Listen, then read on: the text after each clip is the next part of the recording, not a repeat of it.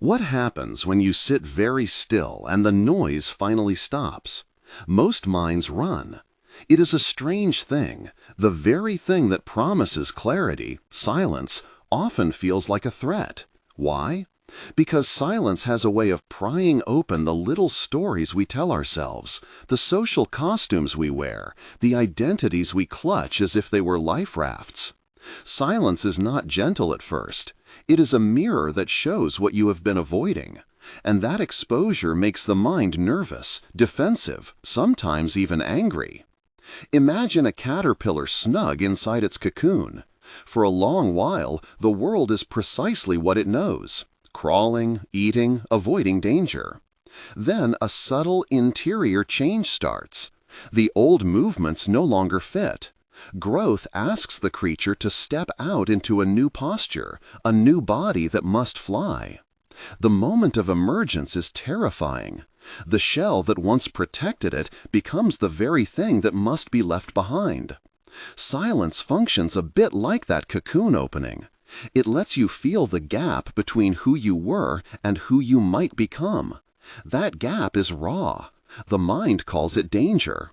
Or picture a lobster shedding its shell. For a brief time it is soft, exposed, vulnerable. The new shell must harden in the open, and until that happens, the creature avoids predators. It hides. It is careful. Growth carries exposure. Silence, by slowing thought, reveals that soft place inside you, the place no longer defended by a polished public persona. No wonder the mind resists. To sit in silence is to sit with the soft-shelled self. Have you noticed this in yourself? When everything else quiets down, a voice rises: worry, judgment, rehearsed identity, old wounds. The mind fills the void with commentary, because commentary shields it from seeing what is there: a shifting sense of who you are, an unraveling of comfortable certainties. That is the truth you avoid seeing: that your belonging, your social arrangements, your personal narrative may not survive this interior transformation unchanged. Why your mind fears silence, the truth you avoid seeing? The title names a paradox. Silence promises freedom, but it also threatens every safety the mind has built. This is not a moral failing. It is natural. The mind is an instrument of survival. It equates known patterns with safety. Silence disorients the instrument. The result is fear. So what does that fear look like in life? At first, subtle. You find excuses to stay busy. You reach for your phone. You prefer talk, even shallow talk, over listening. You choose noise, television, errands, constant planning, because noise keeps the mirror from reflecting. Busyness is a strategy. When the inner landscape is hard to face, keep moving. And there is a social cost. As your interior shifts, you no longer find all your old conversations satisfying. The things that once bonded you, gossip, shared anxieties, comedic routines, may no longer hold the same interest. People notice. You've changed, they say, sometimes with curiosity, sometimes with suspicion. This is the second truth silence reveals. Growth alters social chemistry. Loss can follow. Friends drift away, families grow confused, colleagues misread your new priorities. The mind sees this potential loss and raises alarms. Better to maintain what belongs than risk isolation. Some respond by hiding.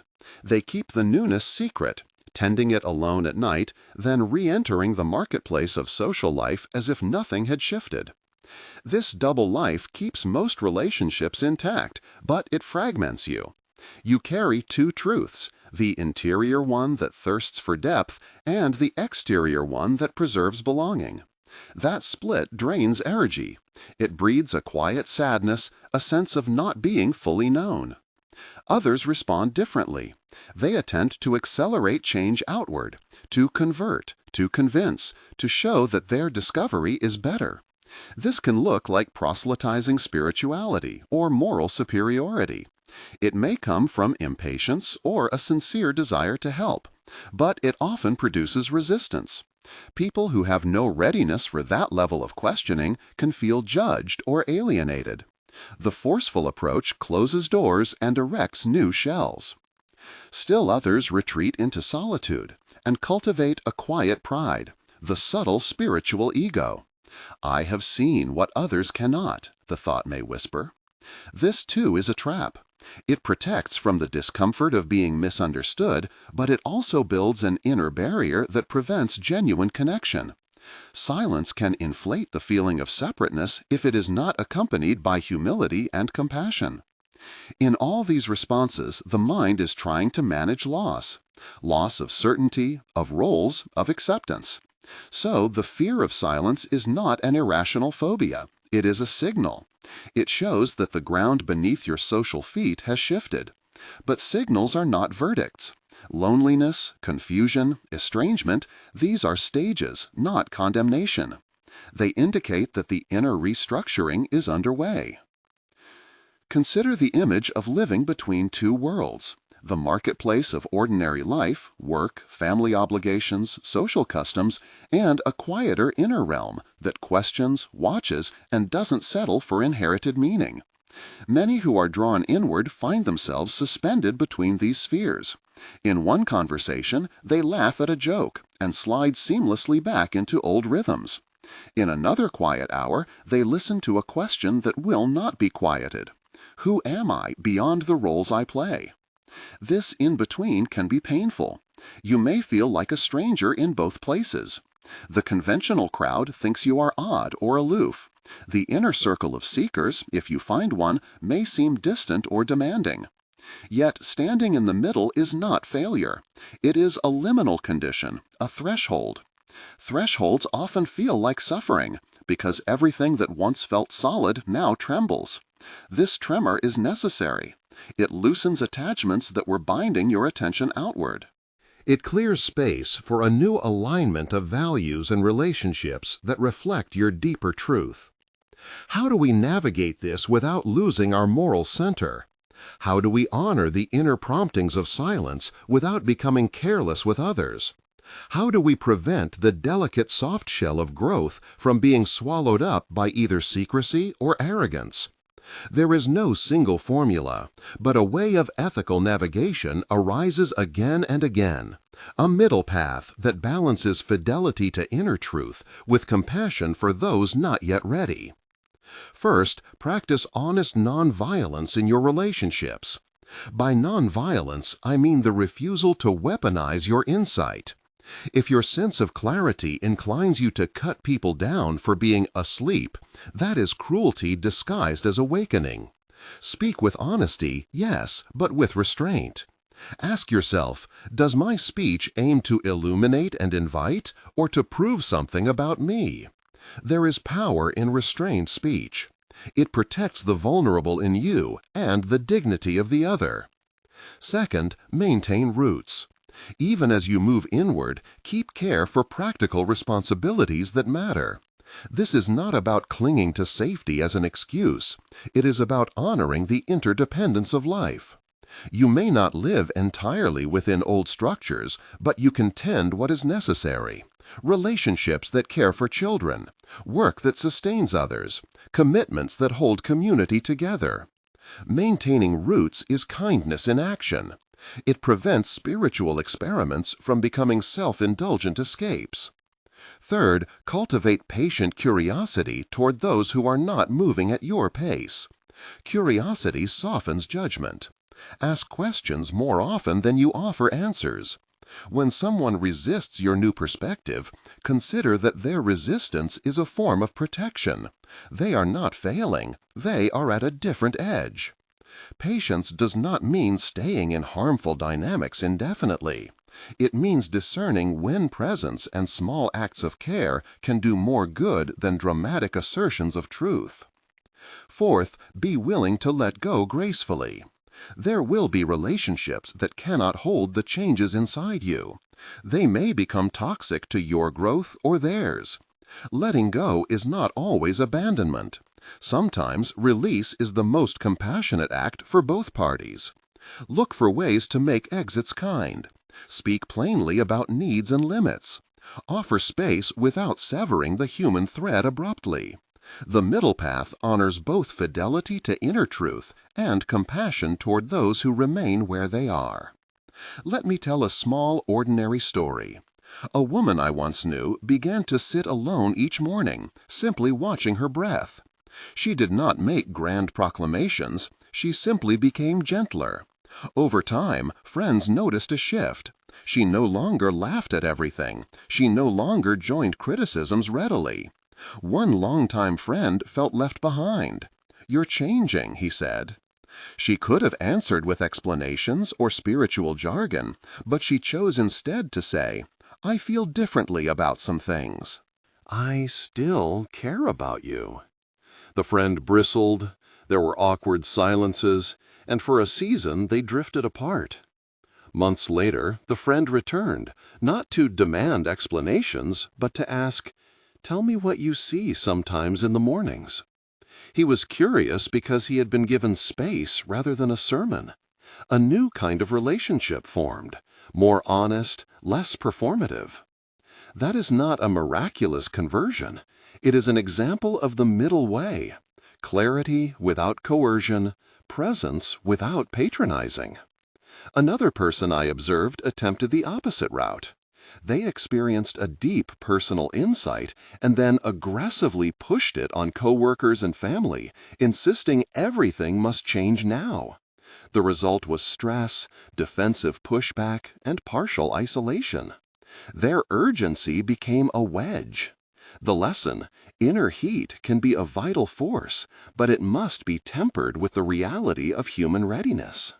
We must also notice the subtle trap of spiritual prestige. As silence deepens, sometimes a voice arises that enjoys being the holder of the view, not for the sake of truth, but for the approval it brings. This is a dangerous turn, because it uses the inner journey to affirm a fragile ego. If you find yourself collecting admiration for your silence, examine the motive. True interior work does not require applause. It is content to be unseen and to be kind. The mind fears silence because silence strips the performance away, and performance is the currency that often buys us acceptance. When that currency disappears, relationships shift, and the possibility of loneliness grows. Loneliness is not an enemy here, it is a signpost. It tells you that old attachments are loosening. That can feel like being cut off, but it can also mean you now have the space to choose what aligns with the emerging person you are becoming. Do not mistake this for a promise that new communities will immediately appear. There is risk, there is grief, but there is also the possibility of deeper belonging. The people who match your depth will often arrive as chance companions: a stranger in a bookstore, a quiet conversation after a meeting, a teacher whose words resonate. These companions are not a guarantee. They are gifts. Cultivate patience and be present when these chances appear. Do not force them. And how do we meet our own fear in practice? How do we go through the soft shell period without contracting into secrecy or swelling into arrogance? One practical approach is small, regular experiments with silence, not as a technique to fix yourself, but as a way to observe the mind. Try this. Sit for 3 minutes. No agenda. Not to solve anything, not to reach insight, not to judge what appears. Just sit and notice. When your mind fills with commentary, note it as commentary. When a fear of loss rises, if I change, they'll leave, note it. Do not chase the thoughts away. Do not clutch them. Let them be like weather passing through the sky.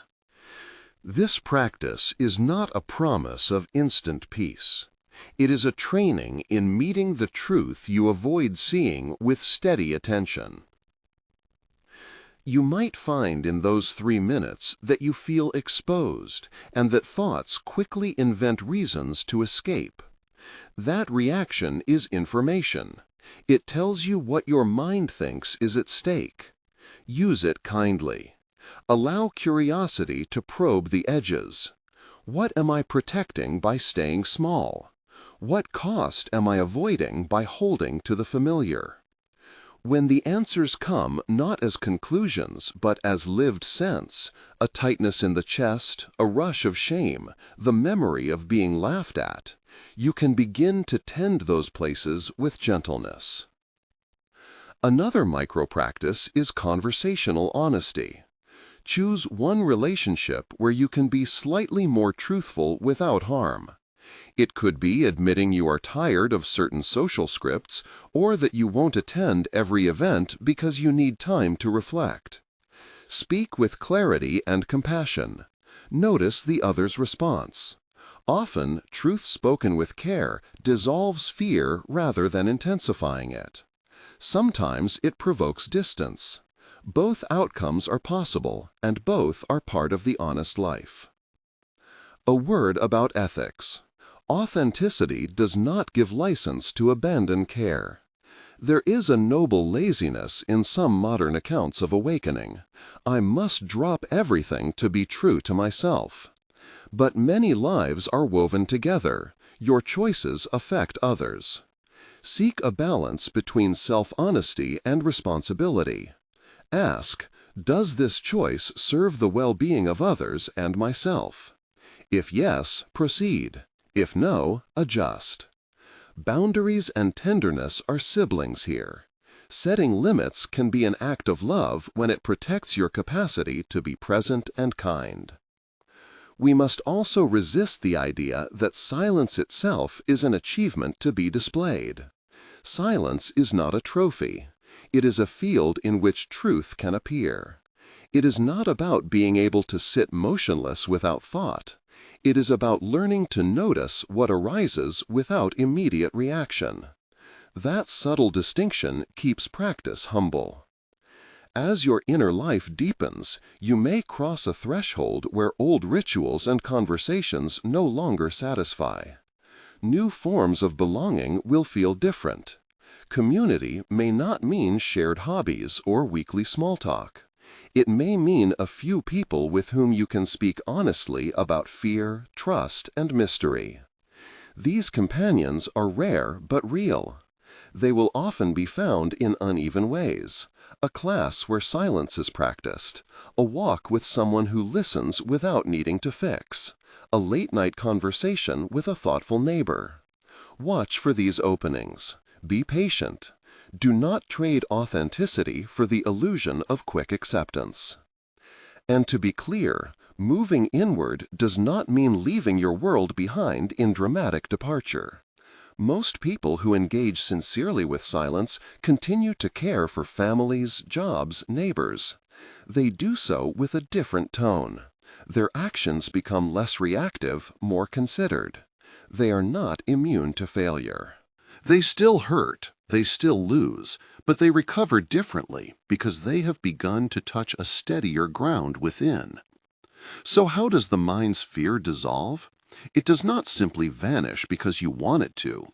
Fear relaxes as familiarity with being present grows. As you face the small fears that arise in quiet, you begin to see patterns. You learn the difference between real danger and the rehearsed stories the mind tells to keep you small. Practice is the slow friend here.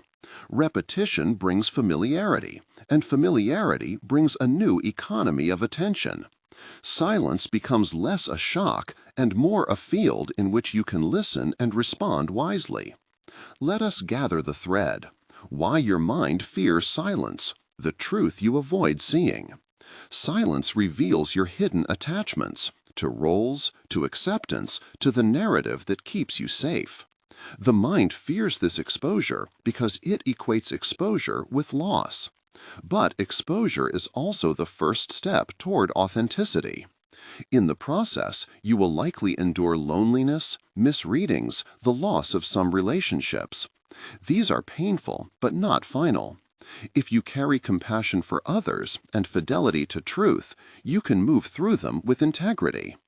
There will be moments when the sea of change feels too large and you wish for quick fixes. There are no universal shortcuts. The only reliable path is steady attention, honest speech, and compassionate restraint. Seek support where it is genuine, someone who listens more than speaks, a group that values inquiry over ideology, a teacher who points without pontificating. Stay cautious of communities that demand conformity or promise instant transformation. True companions will encourage your practice without taking ownership of your journey. Before we close, I invite you to a small experiment. Sit comfortably. Close your eyes if that feels safe. Breathe naturally. For 2 minutes, allow the mind to be as it is. When commentary arises, notice it. Name it gently. Thinking, worry, planning. Do not judge. If judgment arises, notice it too. Let the mind and body breathe together. You may feel restlessness, a strong urge to end. That is information. Stay with it for the allotted time.